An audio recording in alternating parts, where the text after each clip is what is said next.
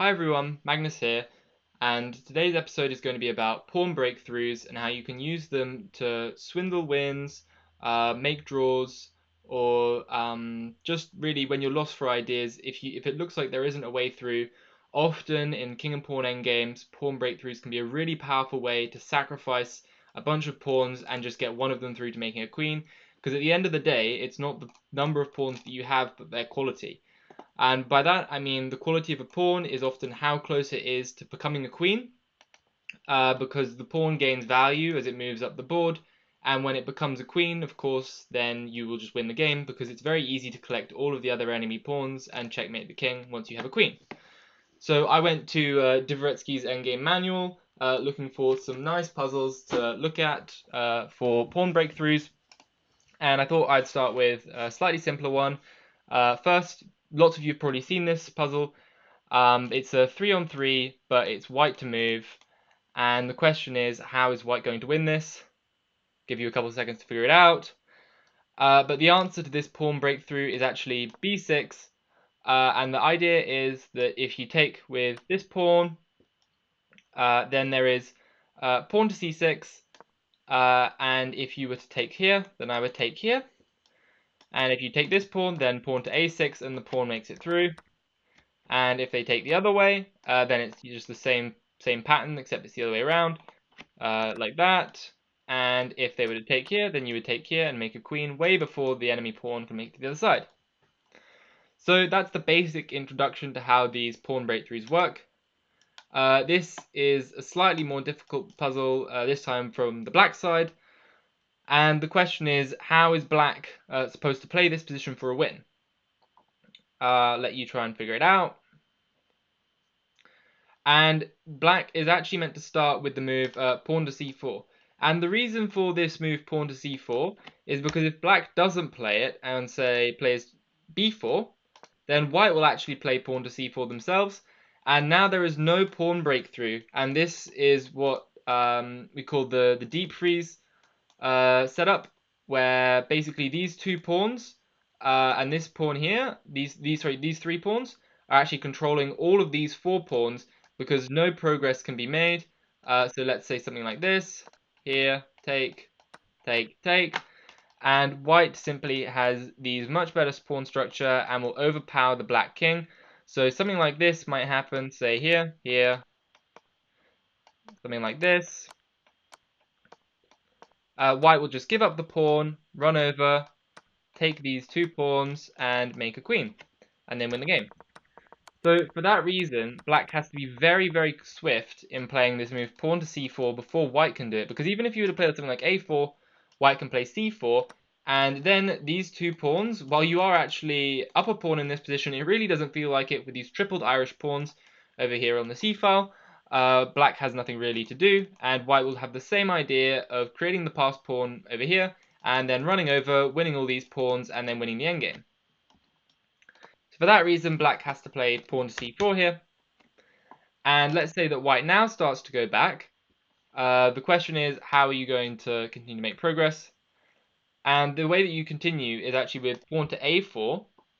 And the point is that if they try and play a3, then you will go c5. And let's say they come over here. You will then go b4. And this is a standard pawn breakthrough idea. And let's say they don't play a3 and they just like go king f4, for example. Then you have this move pawn to c5. Let's say they continue to bring their king. Actually, what now can happen is that you can leave this structure here and you can just go king g5. And the reason for that is because if they try and go in with their king, then I believe that the pawn breakthrough... wait, no, actually, I think you can just go here and take these pawns in time, and we might just have a pawn race, and black's just quicker. So, for example, this, because white has to eliminate the base of the pawn chain first, and black simply starts pushing, like this. And black is just in time to go back and start collecting all of these pawns. So you have got to have some other concepts as well as pawn breakthroughs. There's the concept of pawn races. I will be doing a video on pawn races as well in this endgame series. But this is combining the two ideas, setting up the pawn breakthrough threats so that the king has to get lured away from these two pawns here. Then the black king can simply take them both and win with this outside pawn. Okay, moving on to the next puzzle. It's black to move here. And the question is, it actually looks quite bad for black as white's coming here, and it looks like the white's about to win both pawns with the much more active king, even though black's temporarily up material. And the question is, how is black meant to save this position? Let's go try and figure it out. The move is actually pawn to h5. And the idea here is that you want to set up a pawn breakthrough on the king side with this move like pawn g5. So, for example, after king to a3, you can actually go pawn to g5, and the point is that you're going to get a breakthrough setup with something like f5 and f4, and then try and get one of these pawns through. So I'll show you if white just takes here, you can go f5, all these pawns in a row, and let's say if they take here, you can go g4, and if they push, you can simply take and get your pawn through. And let's say that they don't take, let's say they take this way, you can get this pawn through now, and if they push, then you can simply take, get this pawn through. So this is quite a nice way. As you can see, this is what we call the bathtub pawn structure, and it's actually quite bad at stopping, because it kind of looks like a bathtub. And it's quite bad at stopping these pawn breakthroughs, because as soon as one of the pawns gets like this, then you can simply overpower one of the single pawns with your two pawns, like that. And you don't even really have to take. The only reason why you wouldn't do that maybe is if the white king could make it back. But the white king actually can't make it back anyway, so this would be winning too. Okay, so that covers that puzzle. And I thought I'd end with probably one of the harder puzzles. This one will be quite tricky. And it's black to move. I will swap to the black side. And the question is black actually winning, drawing, or what's going on here? And in this position, black actually resigned, but even though they were objectively winning, which you never want to do. You may as well at least try one of these pawn breakthroughs, even if it doesn't work. If you think you're lost, I mean, black made the serious mistake of resigning here. But the actual move to win the game is pawn to c4, which is a really, really nice move here. Moving into two pawns where it can be captured, but neither way you take is good. It's if you take this way on c4, then you have this move pawn to a4, and pawn to a4 is such a nice move because if they were to take this way, now you have pawn to b3. And once again, if they take that pawn, then that pawn makes it, and the king is not in the square, which is another video. I don't know if I've done one on that yet, but I will be covering this. But the king is not in the square, which means that the pawn will promote in time, and the king can't get over to stop it. And let's say that they were to take this way, and they were to try and push c5. You can simply take here, and if they were to push, you would take, and after the push, you queen first on the same line, and then they can't, well, they can queen, but then you would simply take it, which is also very nice. And if they were to start pushing, take, and then take back, for example, then you would get push, push, push, here, queens, queens, and you can start delivering checks first because you're the first person to get over to the king.